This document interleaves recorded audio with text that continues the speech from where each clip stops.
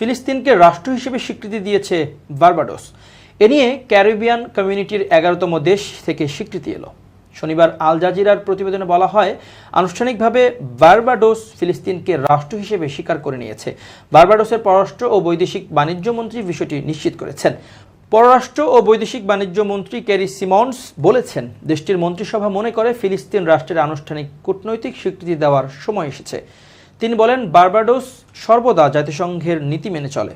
আমরা মনে করি চলমান সংঘাত নিরসনে একটি দ্বিরাষ্ট্রীয় সমাধান হওয়া উচিত, কিন্তু আমরা মুখে একটি দ্বিরাষ্ট্র সমাধান দেখতে চাওয়ার কথা বললেও হাস্যকরভাবে বার্বাডোস নিজেই ফিলিস্তিন রাষ্ট্রকে স্বীকৃতি দেয়নি। তাই বার্বাডোসের নীতির আলোকেই ফিলিস্তিনকে আনুষ্ঠানিক স্বীকৃতি দেওয়া হয়েছে বলে জানান মন্ত্রী।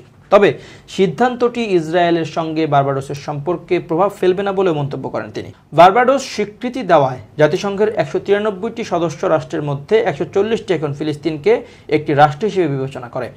এদিকে জাতিসংঘে ফিলিস্তিনের পূর্ণ সদস্য পদ পাওয়ার সুযোগ ফের আটকে গেল, কারণ রাষ্ট্র হিসেবে স্বীকৃতি দেওয়ার প্রস্তাবে ভেটো দিয়েছে যুক্তরাষ্ট্র। শুক্রবার জাতিসংঘের নিরাপত্তা পরিষদে উত্থাপিত খসড়া প্রস্তাবে 193 সদস্যের সাধারণ পরিষদকে ফিলিস্তিন রাষ্ট্রের স্বীকৃতি দেওয়ার সুপারিশ করা হয়েছিল। এই প্রস্তাবে বলা হয়েছিল, ফিলিস্তিন রাষ্ট্রকে জাতিসংঘের সদস্যপদ দেওয়া হোক। নিরাপত্তা পরিষদের 15 সদস্যের মধ্যে 12 সদস্য ফিলিস্তিনকে রাষ্ট্র হিসেবে স্বীকৃতি দেওয়ার পক্ষে ভোট দেয়। ভোটদানে বিরত থাকে যুক্তরাজ্য ও সুইজারল্যান্ড। 5 স্থায়ী সদস্যের অন্যতম যুক্তরাষ্ট্রের ভেটোতে এই প্রস্তাব বাতিল হয়ে যায়।